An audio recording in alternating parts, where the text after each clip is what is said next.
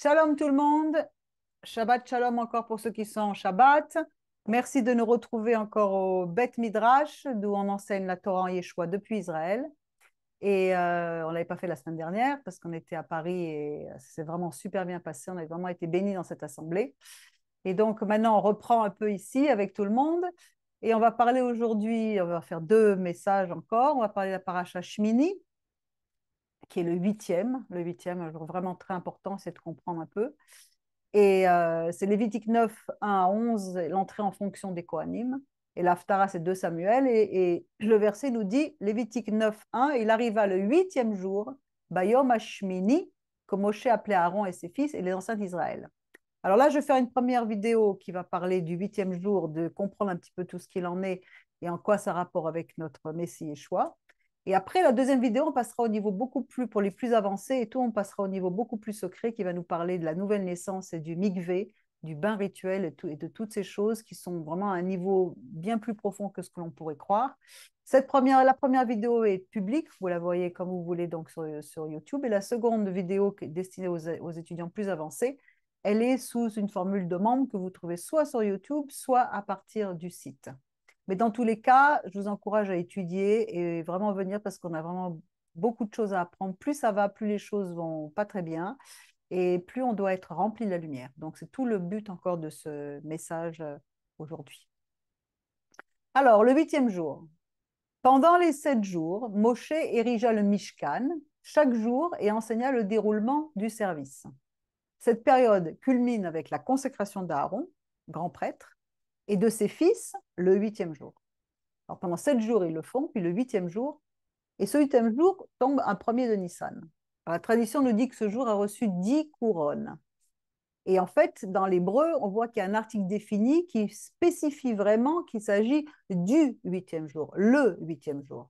Et le huitième jour, en français c'est écrit au huitième jour, non, c'est le huitième jour, Bayom Hashmini. Moshe convoqua Aaron, ses fils et les anciens d'Israël. Ce premier Nissan de la seconde année de la sortie d'Égypte tombait un dimanche, qui est en fait, on a dit que c'était le premier jour de la création. Ce fut le premier jour où les princes offrirent leurs offrandes pour l'inauguration du Mishkan. C'est également le premier jour de la prêtrise. Aaron et ses fils ont officié pour la première fois. C'est la première fois que les sacrifices pour la communauté, c'est-à-dire l'holocauste perpétuel qui s'appelait le Olat Tamid, où on offrait un agneau le matin et l'après-midi, sur la base desquels cet sacrifice perpétuel était basé tous les autres sacrifices. Tout ça, on le développe dans l'étude de Vaïkra et Tzav, du début du livre de Lévitique, qui nous parle bien sûr du Messie.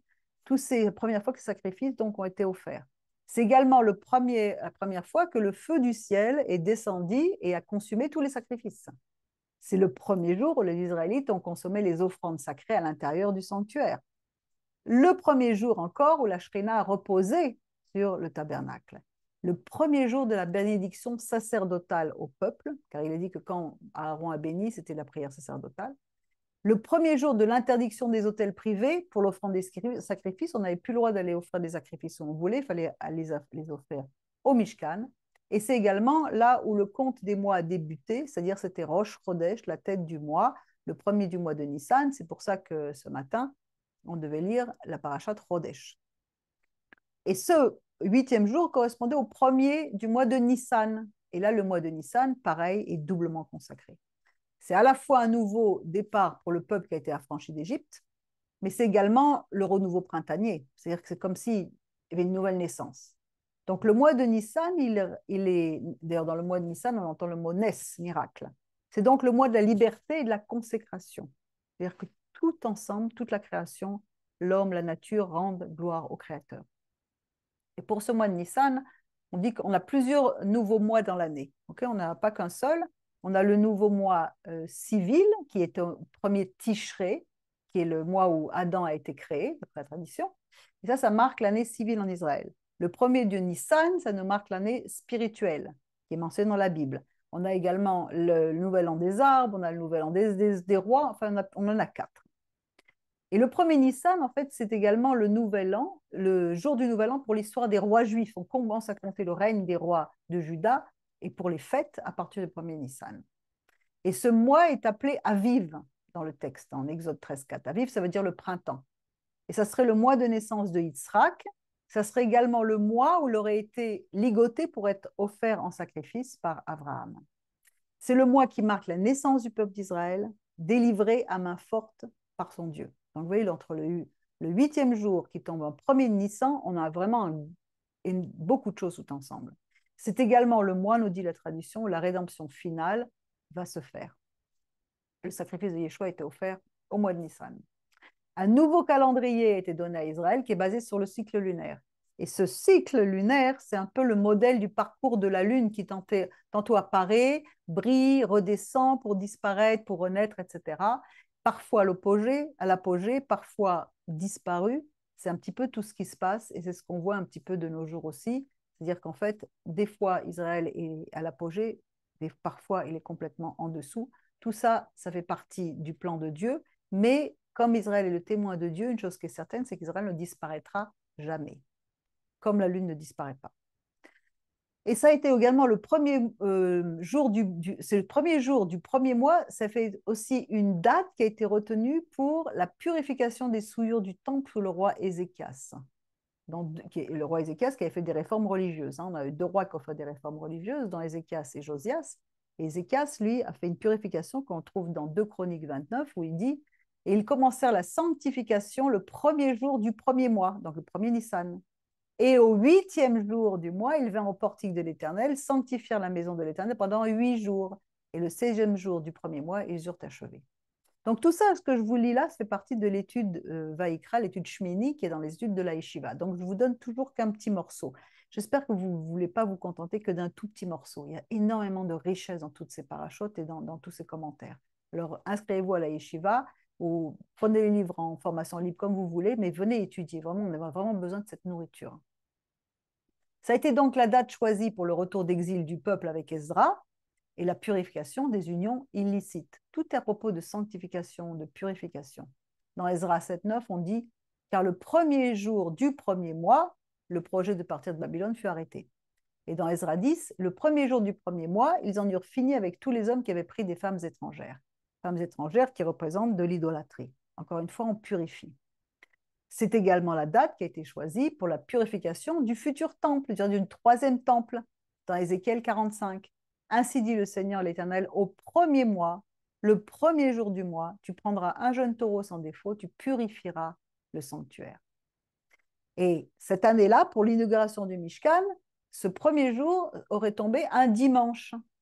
D'après les sources juives, un 8e jour. Ce 8e jour, c'était donc un dimanche, et le 8e jour nous fait également référence au jour de la circoncision.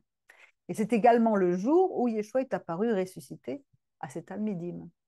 Et étant ressuscité le matin, le premier jour de la semaine, ils apparurent premièrement à Myriam de Migdal. Le premier jour de la semaine, il a déjà commencé la veille. C'est-à-dire qu'en fait, il a dû ressusciter le Shabbat, il est apparu le dimanche à Myriam de Migdal. Donc en fait, qu'est-ce qu'on voit? On voit qu'il y a purification, délivrance, vie, sanctification. Toutes ces choses sont associées au premier jour du premier mois de l'année. Donc en fait, là, on est en train de terminer, on est à la fin de l'année. D'accord? La semaine prochaine, on va démarrer le premier Nissan. Un nouveau printemps, une nouvelle naissance pour devenir ce peuple saint qui va rendre un culte sacré au Dieu d'éternité. Et ça va déclencher la présence de la Shrina qui va se poser sur le tabernacle. Et si on regarde un petit peu la signification spirituelle du chiffre 8, le rabbin Hirsch nous dit que c'est un jour particulier doté d'une onction particulière. C'est-à-dire qu'en fait, le nombre 6, ça représente le matériel, la réalisation humaine, c'est notre domaine à nous. Le 7, ça représente le degré supérieur avec l'esprit. Et le 8, c'est ce qui transcende. C'est ce qui représente la transformation de l'homme. C'est pour ça qu'il y a le jour de la circoncision, le 8e jour, parce qu'on enlève quelque chose. On transforme de mal en bien pour parfaire cette nature charnelle. Donc, il y a cette circoncision. Et la valeur, d'où la circoncision de nos cœurs, de la même façon. On doit circoncire nos cœurs, enlever, transformer de ce qui est mal en bien. Et la valeur numérique de la lettre Chet, c'est 8. 8, donc le chiffre 8 correspond à la valeur numérique de la lettre Chet. Et cette lettre Chet, hein, qu'est-ce que c'est? Chet, d'abord, c'est un péché, Chet aussi, mais c'est ce qui met une barrière, qui va mettre une limite entre des choses sacrées et des choses profanes. C'est-à-dire qu'en fait, il est même associé pour désigner une bête, comme par exemple dans Chayot. Mais ça veut dire bête, mais ça veut dire également Chaya, la puissance de force, Koach Chaim, c'est-à-dire la vitalité. Et ce mot Chet, qui est le péché, et qui est donc la lettre Chet et le chiffre 8, c'est associé à la résurrection, c'est associé à la circoncision, et on a le mot vie qui est à l'intérieur, puisque Chet, c'est Chai. Chai, ça veut dire vivant. Chaim, ce sont les vies, et c'est également la grâce reine. Donc, rien que vous prenez la lettre Chet et vous faites tout un message là-dessus. Mais Noir trouva reine aux yeux de l'Éternel, trouva grâce. Et le mot 8, maintenant, monnaie, lui, il contient la racine du mot shemen, l'huile, qui concerne également l'huile d'onction, shemen amishra, qui fait à son tour référence au Kohen Gadol, qui était appelé le Kohen Hamashiach, c'est-à-dire le Kohen qui est oint. Mashiach, ça veut dire oint, qui fait lui-même référence au Mashiach lui-même, c'est-à-dire au Messie. Donc tout ça, c'est la même chose. Et en plus, on a dans le service de Yom Kippour, qui est pour le pardon des péchés, le Kohen Gadol avait 8 vêtements d'or. Encore une fois, on a toujours cette notion de 8. Et ensuite, on peut voir que le huitième, Shmini, le mot Shmini, ça a la même valeur numérique que le mot Mishkan, c'est-à-dire tabernacle. Donc, tout ceci, tous ensemble, nous commence à nous dévoiler un monde différent. Et on comprend également que le chiffre 8, ça nous parle de l'éternité qu'on va passer avec l'éternel. Parce que le terme Shmini, il est aussi l'appellation du dernier jour de Sukkot, Shmini Atzeret, c'est-à-dire le huitième jour. Le huitième jour. Nombre 29 nous dit le huitième jour, vous aurez une fête solennelle, Shmini Atzeret. Fête solennelle, ça ne veut rien dire en français. Shmini, le huitième qu'on arrête. Shmini Atzeret, et vous ne ferez aucune œuvre de service. En fait, cette fête, cette Shmini Atzeret, d'ailleurs, c'est ce qui s'est passé. Le Shmini Atzeret, c'était le jour où il y a eu le 7 octobre, il y a eu tous les massacres qui se sont produits, il y a 6 mois maintenant pratiquement. Donc, Shmini Atzeret, c'était ce jour particulier où on devait avoir une connexion particulière avec Dieu. La fête de Sukkot, c'est la fête des derniers temps, qu'on retrouve dans Zacharie, celle où toutes les nations du monde vont être convoquées pour à Jérusalem pour entendre encore une fois la lecture de la Torah. Et à ce moment-là, tout va être clair, tous les trésors vont être révélés, on va comprendre toutes ces choses. Et il nous dit dans Zacharie 14, et il arrivera que tous ceux qui resteront de toutes les nations qui seront venus contre Jérusalem, et nous sommes petit à petit en train d'arriver à cet état-là, avec tout ce qui se passe en ce moment, le monde entier est en train de se tourner contre Israël, monteront d'année en année pour se prosterner devant le roi, l'Éternel des armées, et pour célébrer la fête de Sukkot. Et c'est à cette occasion que le Kohen Gadol allait en tête, il partait dans une procession jusqu'au réservoir à la piscine de Shiloar, dans la cité de David. Shiloar, ça veut dire l'envoyé, qui était un endroit qui était réputé pour apporter la guérison, c'était même un mikvé d'ailleurs, et c'était un jour de grande, grande joie.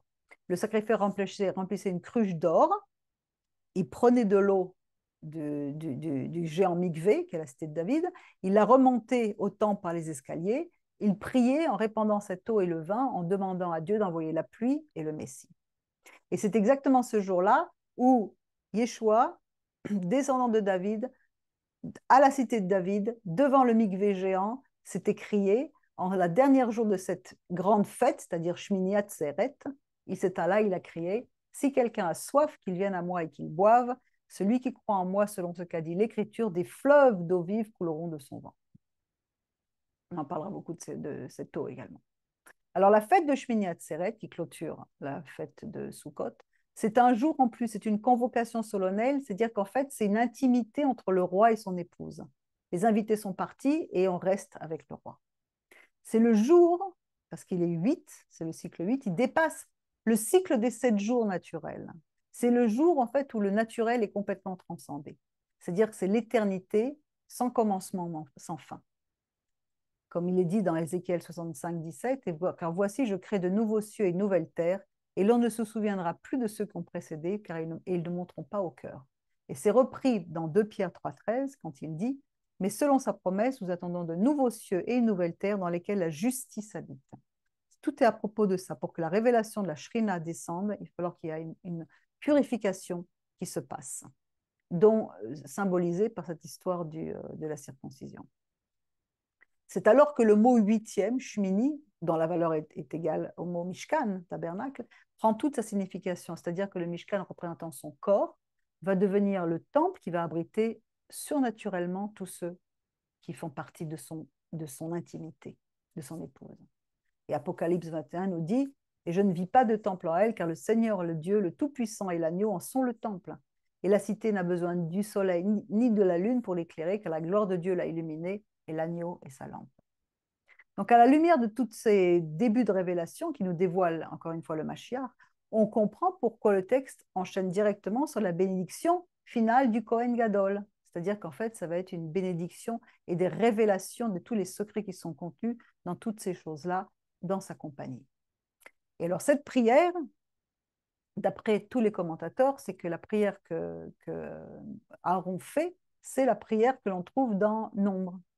Il dit, Lévitique 9, 23, et Aaron éleva ses mains, littéralement sa main, Yado, vers le peuple et les bénit, et il descendit après avoir offert le sacrifice pour le péché de l'Holocauste et le sacrifice de prospérité, parla à Aaron et à ses fils, disant, vous bénirez ainsi les fils d'Israël en leur disant, Yevarecha Adonai veishmerecha ya'er Adonai panav alecha veyechuneka issa Adonai panav alecha veyasem lecha shalom vesamu et shmi al bnei Israël ve'ani avrachem. Que l'Éternel te bénisse et te garde, qu'il fasse lever la lumière de sa face sur toi et use de grâce envers toi, qu'il lève sa face vers toi et te donne la paix, et ils mettront mon nom sur les fils d'Israël, et moi je les bénirai. Et pendant cette bénédiction très particulière, qu'on peut développer sans fin, la main droite, elle est légèrement plus élevée que la gauche. C'est-à-dire que la main droite représente la midad de chesed, la mesure de miséricorde, de grâce, alors que la main gauche, qui est toujours un petit peu en bas, elle représente la mesure de jugement et de rigueur. Parce que c'est toujours par grâce, par miséricorde, et comme on l'a vu avec les autres sacrifices, que la miséricorde, les sacrifices, tout est accordé par miséricorde. C'est ce qu'il veut nous faire. Et veut nous faire comprendre, c'est qu'il est toujours là pour nous, avant toute chose, avec sa miséricorde. Et le mot qui dit ses mains, yado, c'est écrit au singulier, mais il est lu comme un pluriel, parce que ce sont les deux mains ensemble. C'est-à-dire qu'en fait, il va y avoir l'équilibre entre la droite et la gauche, mais c'est toujours la droite qui prime, toujours la miséricorde. Cette main droite, c'est à la fois la main de la grâce et c'est la main de la victoire également. Comme il est dit dans Exode 15, ta droite, ô Éternel, s'est montrée magnifique en force, ta droite, ô Éternel, a écrasé l'ennemi. Et elle nous parle encore et toujours du Messie, puisqu'on voit dans Acte 7 et dans Matthieu 26, Yeshua lui dit, tu l'as dit. De plus, je vous dis, dorénavant, vous verrez le Fils de l'homme assis à la droite de la puissance et venant sur les nuées du ciel. S'il est à droite, ce n'est pas qu'il est sur un autre siège à côté de lui. Il n'y a pas d'anthropomorphisme. Il est la droite. Il est la représentation de miséricorde de l'Éternel. Il est l'attribut de miséricorde de l'Éternel. Et dans Actes, mais lui étant plein du roi à Kodesh, ayant les yeux attachés sur le ciel, on parle de Stéphane, là, d'Étienne, il vit la gloire de Dieu et Yeshua debout à la droite de Dieu. C'est pareil. Il n'est pas debout, il n'y a pas de trône, un trône, non. Il est la droite de Dieu. Il est la droite agissante de Dieu, la grâce personnifiée qui a justement vaincu tous nos ennemis. Luc 1,68 nous dit « Béni soit le Seigneur, le Dieu d'Israël, car il a visité et sauvé son peuple et nous a suscité une corde de délivrance dans la maison de David, son serviteur, selon qu'il avait dit par la bouche de ses saints prophètes qui ont été de tout temps, une délivrance de nos ennemis et de la main de tous ceux qui nous haïssent. » Amen, qu'il en soit vraiment bientôt pour nous également.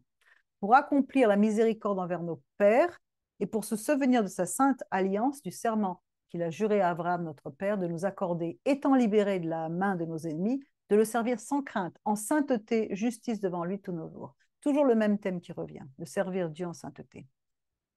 Et suite à cette préparation, du 8e jour du 1er Nissan, la gloire du Seigneur apparut et le feu du ciel descendit en consommant tous les sacrifices. Et c'est encore été un miracle parce que d'après le Talmud, il nous dit que ce feu se composait de 5 miracles. Il était tapi comme un lion sur l'autel. Il scintillait comme le soleil. Il était palpable. Il consumait les matières sèches et les matières mouillées, comme dans l'histoire d'Élie et des prophètes de Baal. Il ne générait aucune fumée.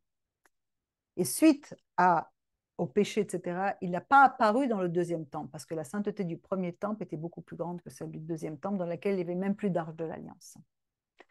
Et ce miracle a déclenché l'adoration et la révérence de tous les fils d'Israël qui se sont prosternés la face contre terre.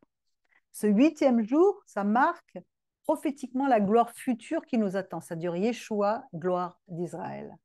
Luc 2, 29 nous dit « Maintenant, Seigneur, tu laisses aller ton esclave en paix selon ta parole, car mes yeux ont vu ton salut, Yeshua Techa. Ils ont vu ton salut à l'œuvre, lequel tu as préparé devant la face de tous les peuples, une lumière pour la révélation des nations et la gloire de ton peuple Israël. » La gloire des saints.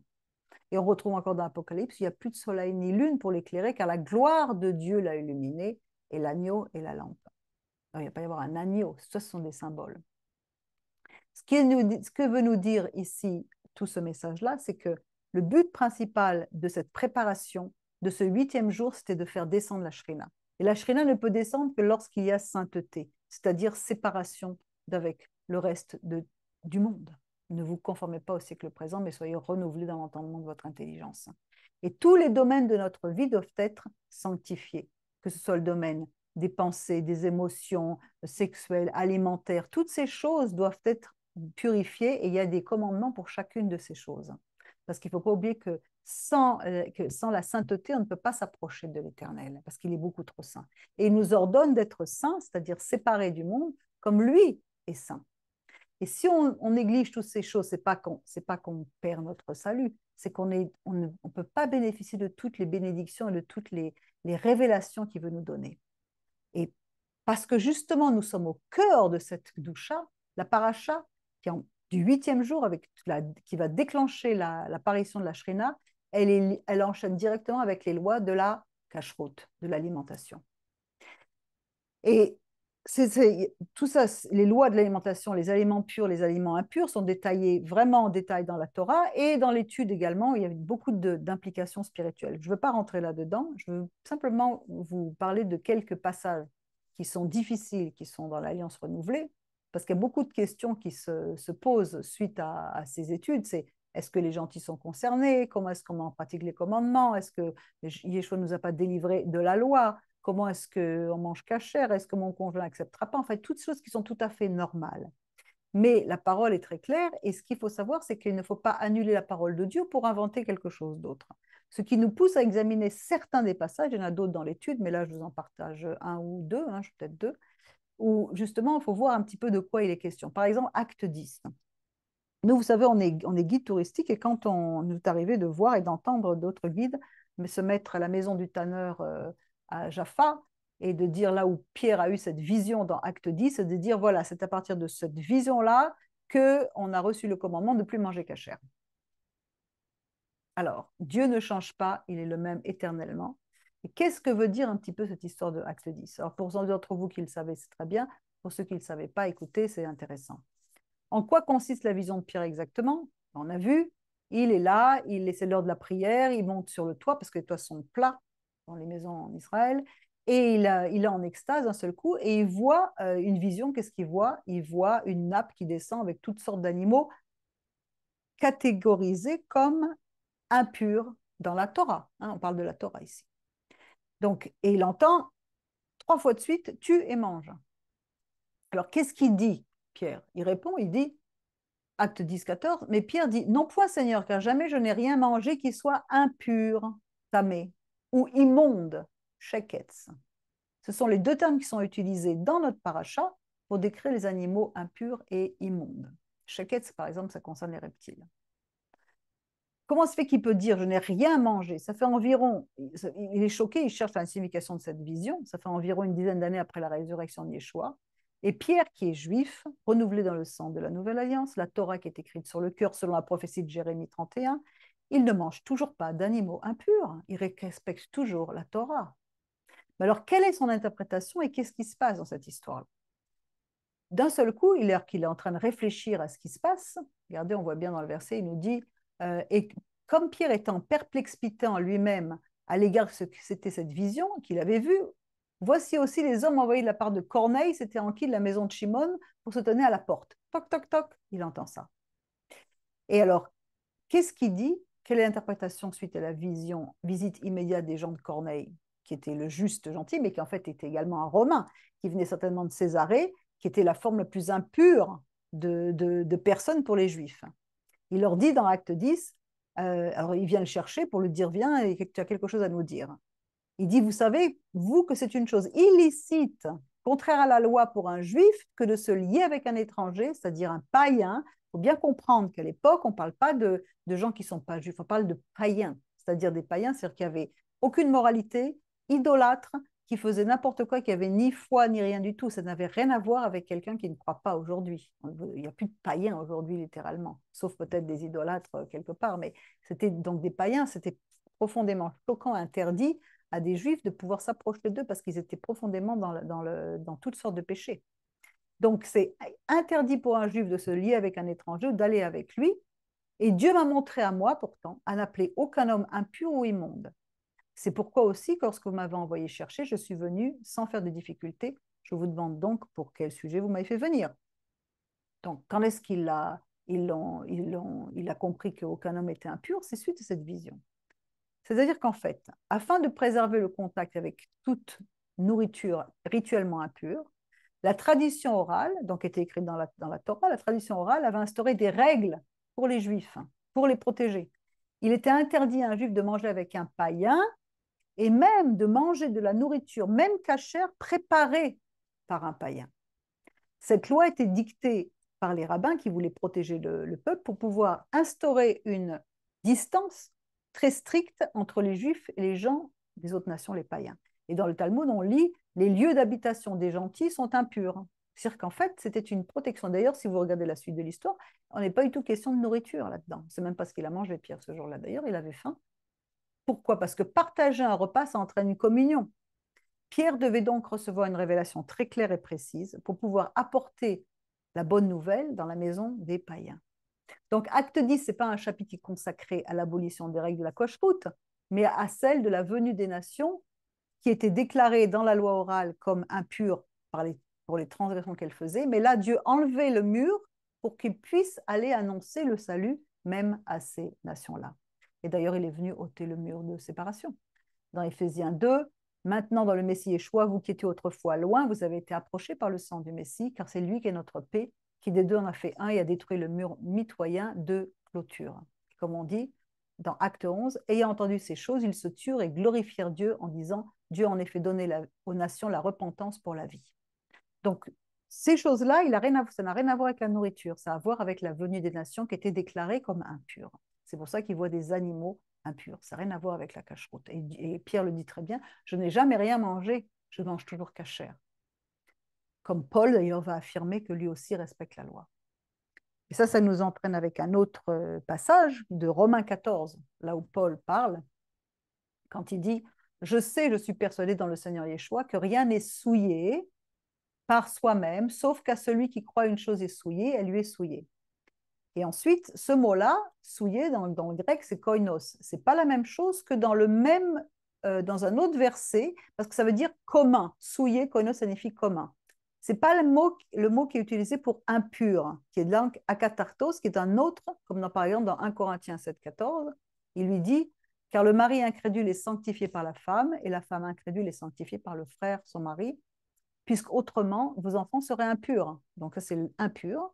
Et maintenant, ils sont saints. Et ce mot impur est utilisé dans la Septante grecque, donc qui traduit le Tanar de l'hébreu au grec, par impur tamé. Et tamé, ça fait référence aux animaux rituellement impurs. Mais tandis que souillé, c'est pas du tout la même chose. Le mot souillé, c'est utilisé dans Romains 14, c'est utilisé entre autres dans le cadre d'une viande cachère, préparée par des gentils ou soupçonnée d'avoir été offerte à des idoles, c'est-à-dire qu'elle est déclarée souillée par la tradition orale. Et c'était sur ce point-là que le débat était ouvert. Pouvait-on ou pas consommer de la viande préparée par des gentils ou soupçonnée d'avoir été offerte en sacrifice? Est-ce que, par exemple, si un goy devenait croyant Yeshua, est-ce qu'on pouvait manger? Jusqu'à aujourd'hui, il y a des juifs qui ne vont pas manger de la nourriture préparée par quelqu'un de pas juif. Pour la même raison, ça vient de toute la même tradition orale. Et donc, après, le Rav Shaul, il interdit de faire de cette liberté une occasion de chute pour les plus faibles. Donc, il n'est pas encore question de transgresser la Torah ici de la cacheroute, mais de tradition humaine faite pour préserver de toutes ces barrières qui ont été mises ici à Guim, on appelle ça, pour protéger les Juifs de tomber de l'autre côté. Et d'ailleurs, dans le même passage, Paul cite également le vin, dont il n'a jamais été question qu'il soit pur ou non pur, mais par contre souillé, déclaré souillé par la tradition s'il est préparé par des goïms. Parce que même aujourd'hui, le vin cachère est cachère que si ce sont des Juifs qui s'en occupent. Et il y a, même si vous allez dans des caves à vin dans le Golan, par exemple, vous verrez qu'il y a un mashgiar, quelqu'un qui est là, qui va surveiller de A à Z si la personne respecte le Shabbat, si ceci, etc., pour pouvoir produire un vin qui est cachère. Donc, dans Romains 14, 21, il est bon de ne pas manger de viande, de ne pas boire de vin, etc. Donc, voilà à peu près de quoi ça nous parle, tout ceci. C'est-à-dire qu'en fait, et là, je ne vais pas parler, il y a d'autres passages, on en discutera après, si vous voulez, dans les questions de Acte 15 et tout, mais il est très clair, si vous voulez, que les nations étaient invitées à participer au plan de salut et que Dieu ne faisait plus de séparation. Et cette paracha de Shmini, elle nous montre quels sont tous les critères de sainteté qu'il faut, qui n'ont jamais été enlevés, pour pouvoir faire descendre la Shrina. Et c'est tout l'histoire de ce 8e jour et de ce premier Nissan. Alors, il y a encore beaucoup de choses dans cette étude, mais je la laisse pour les étudiants. Et puis, et voilà, méditez sur toutes ces choses et comprenez que tout ce qui a été mal traduit pour nous faire délaisser la loi de Dieu qui est en fait la Torah ça ne veut pas dire loi d'ailleurs, ça veut dire instruction, tout ça, ça nous empêche de recevoir des révélations, ça nous empêche de recevoir la complète vraiment révélation de la sainteté de l'Éternel, qui a des critères bien précis pour chacun d'entre nous. Et ce 8e jour, qui nous parle de la circoncision du cœur, donc de la sanctification, a été fait dans ce sens pour qu'on puisse comprendre que pour faire venir la Shrina, pour que l'époux s'unisse à l'épouse, il y a des critères de sainteté. On ne comparait pas dans la présence du roi sans avoir été invité et sans un protocole. Alors, merci de votre écoute pour cela et à très bientôt pour la prochaine vidéo. Shabbat Shalom.